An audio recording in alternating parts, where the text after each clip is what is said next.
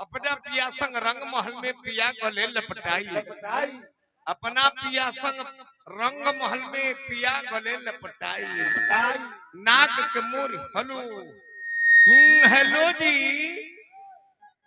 नाक के मोर नक बेसर टूटली, चिहुकी उठी और रोई, कहा नक बेसर खोई, अरे रे में पिया संग।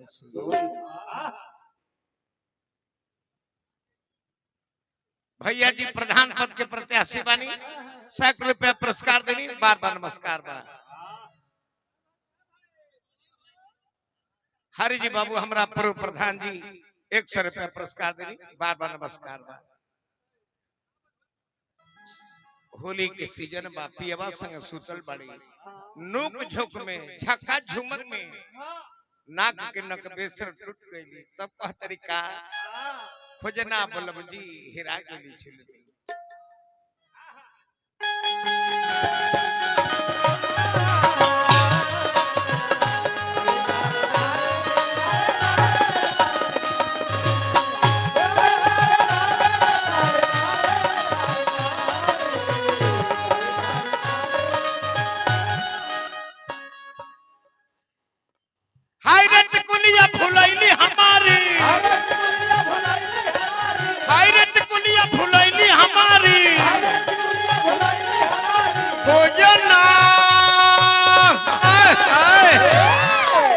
भोजना बोलो मुदिया बारी,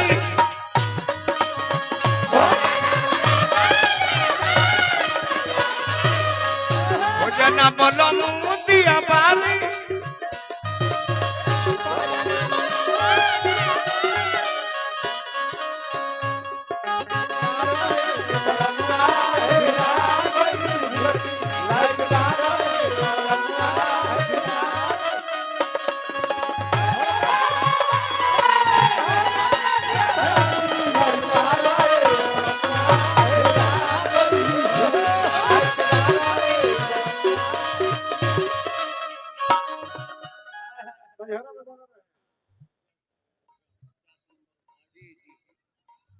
माने हमारा विद्यासागर ओझा जी मोबाइल केहू के लगने के का वार्ड संख्या 49 के पद के प्रत्याशी बने, विद्यासागर बाबा के बार बार लगी, हे नारायण जी वहां के विजयी बनाई।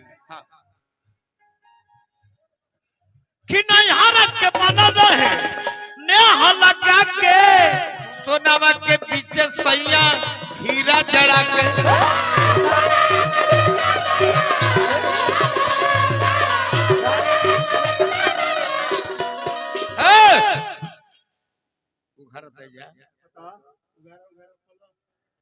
जो नहीं खे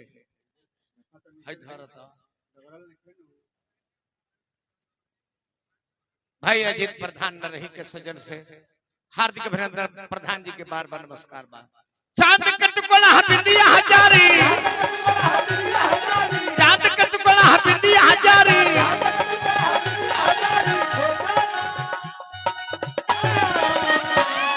अपना मन के कामना बड़ी डायरेक्टर हम बने, गायक भी हम बने, डायरेक्टर पर ध्यान दिया जरा, हर सजिंदा कलाकार के एकरा विशेष ध्यान रहे के चाहिए। बोली विद्यासागर बाबा 49 नंबर वार्ड के पद के प्रत्याशी बने, बाबा के बार बार पहला दिया आशीर्वाद की प्रतीक्षा बा।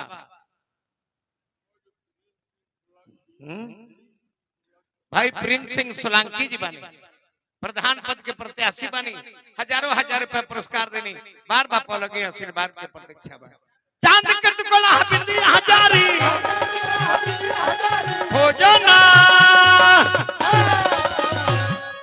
भोजना बोलो मुदिया बारी,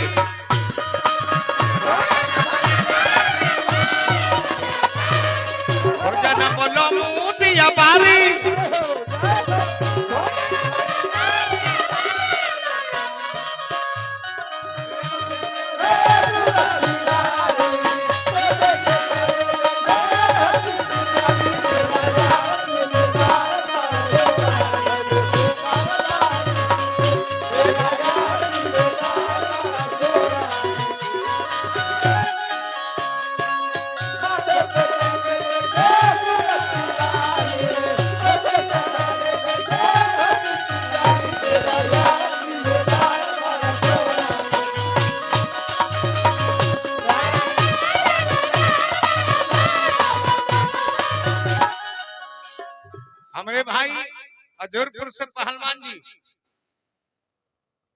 केकर पुरस्कार पहलवान जी के मुन्ना बहादुर भाई के जिला पंचायत सदस्य पद के प्रत्याशी बने मुन्ना बहादुर भाई के हार्दिक अभिनंदन बार बार नमस्कार।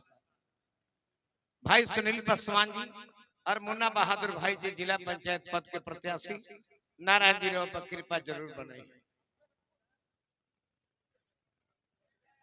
बक्सर जी सांवरे जी गोलू जी जे बने ना हम जान गए गोलू ओझा के हार्दिक अभिनंदन बार बार नमस्कार बार भगवान तार लोग के कायम रखल रह सब परिवार के। हाँ पासवानो परिवार सुनीलो भाई के तेही से कनी हका हमार गीत उहे होले हम लिख लगाई ले यही कुल गावल के गीतिया के लोग नकल करके आजियो मार्केट में बा आज लोग मार्केट में बा कहला आजियो लोग हो गइल बा ए सातो झका झूमर में ए जे फुलाई एही से राजा हमार मन बुलाई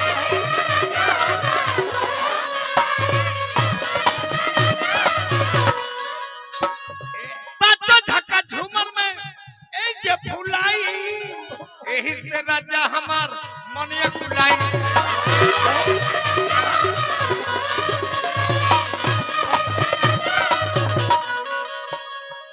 अगर भूल जाए तो हमारे भौजी गरी आई हमरा के बोला तो भौजी दी हमरा के गारी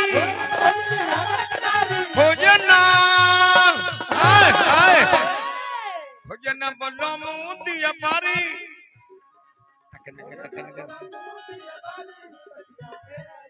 भोजना बोलो मुदी अपारी भोजना बोलो मुदी अपारी भोजना बोलो सब भाई जे जे भी पद पर के प्रत्याशी बानी सबके नमस्कार माता।